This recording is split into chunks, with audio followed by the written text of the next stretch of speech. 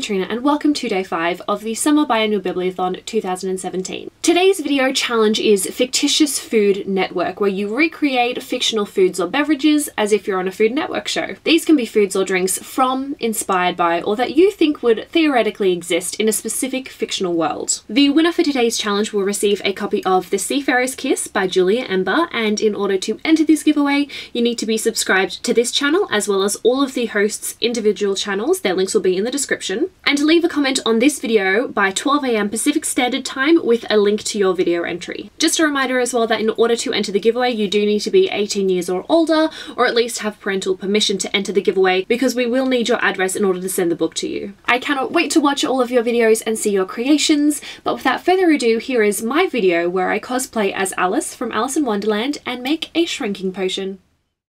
Hello and welcome back to another episode of Alice's Adventures in the Kitchen, where we will be making some shrinking potion. While I have tried a shrinking potion before, I actually haven't attempted to make it myself, so this is going to be an interesting experience for all of us. But what I do remember about the potion is that it has 6 distinct flavors. There's cherry tart, custard, pineapple, roast turkey, toffee, and buttered toast. And I'll need to extract all 6 of these flavors before combining them all into a potion. And with this, being a potion, it needs to be exact. It is an art, which means that all of the ingredients need to be authentic. No cutting corners here. Today I will be using 6 small jars to extract the flavors, but do feel free to increase or decrease the quantity and fill up each of your jars or containers with the individual ingredients to about halfway.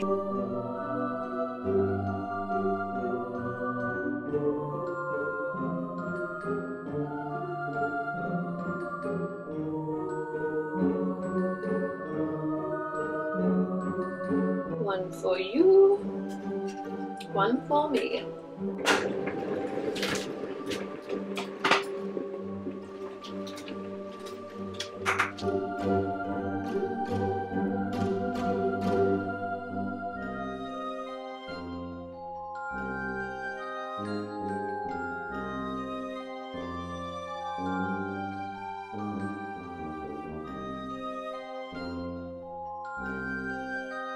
So I'm almost finished up preparing all of the ingredients. I've toasted and buttered some bread and I'm just cutting it up so I can actually fit it inside the jar. You'll have to do the same with the roast turkey, cherry pie and pineapple as well. As for the others, I used individual soft toffee pieces and of course the custard you can pour straight in. The next step in the extraction process is to heat up milk and then fill up the jars. In doing this as well, just be careful not to burn the milk. Could you keep an eye on this for me? I just need to go to the bathroom. Thanks. Oh, crap. Okay. Take it off the heat and then just carefully fill up all of your jars. And next we're going to wait for these to cool down just a little bit before popping them in the fridge and leaving them overnight. So these are ones that I have pre-prepared, and you will need another set of containers because we're now going to be straining each of these to remove all of the chunky bits so that we just have the flavour infused milk.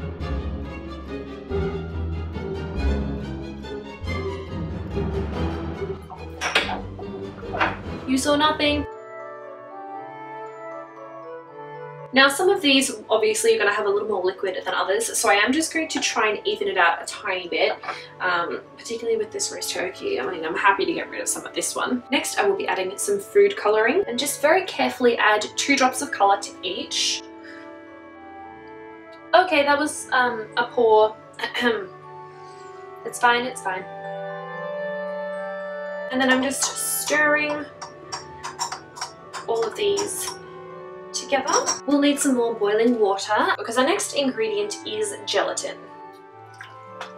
Now the reason why we're using this is because this potion actually isn't as effective if all of the ingredients are thoroughly mixed together. It only needs to be very lightly mixed, or at least consumed one right after the other, so it mixes as it's going down and in your belly. So using the gelatin will actually help to solidify so we can layer each of the flavours and help make it a more effective potion. Okay, so just slowly pouring it in as you stir and gradually dissolve the gelatin. Now this does not smell good. If I'm being honest, it kind of smells like my cat's litter box. And then I'm just going to add a couple of tablespoons of the gelatin mixture to each. Make sure you mix everything, and then we're actually going to pop this in the fridge for maybe an hour or two. Definitely keep an eye on it, just so that it doesn't solidify too much. Just gonna wait for this to become a little more solid. These have been chilling for about an hour, and it's time for the final step for this potion. So what I will be doing is filling up each of the flavors with this syringe and pouring them into this container one at a time. And definitely take this slow as well, so you can get them nice and layered. And I will be doing 20 milliliters of each flavor, so that's 2 syringefuls, before continuing on to the next one.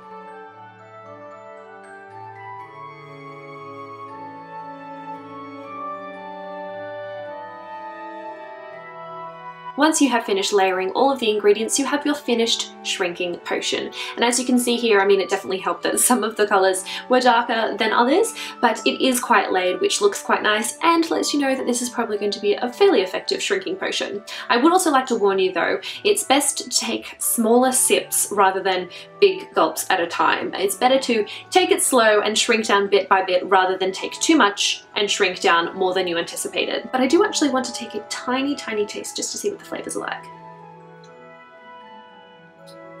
Ooh, hot buttered toast. I don't seem to have shrunk at all. Maybe I can just have another little taste, see if I can get that toffee flavour. I seem to have forgotten that there was a bit of a delay as it digests. I didn't expect to get quite so small, so I don't have any of those cakes that'll help me grow again. So I think I'll wrap up this episode for now and try and find some help. But thank you so much for watching. Good luck with your shrinking potions, and do be cautious, please. It's a bit risky. So that was my video for today's challenge. I hope you enjoyed it, but most importantly, please don't forget to leave a comment down below with a link to your video entry so that you're in the running for the giveaway. I cannot wait to watch all of your videos, and good luck for the rest of the read-a-thon. We have less than 3 days remaining. We're almost at the end, which is very sad, but I hope you've enjoyed it so far, and I hope you continue to enjoy the rest of the read-a-thon. So happy reading! Bye! I don't actually have a straw, so this is an eyebrow pencil. I didn't actually drink this. I'm a liar. A fraud. No!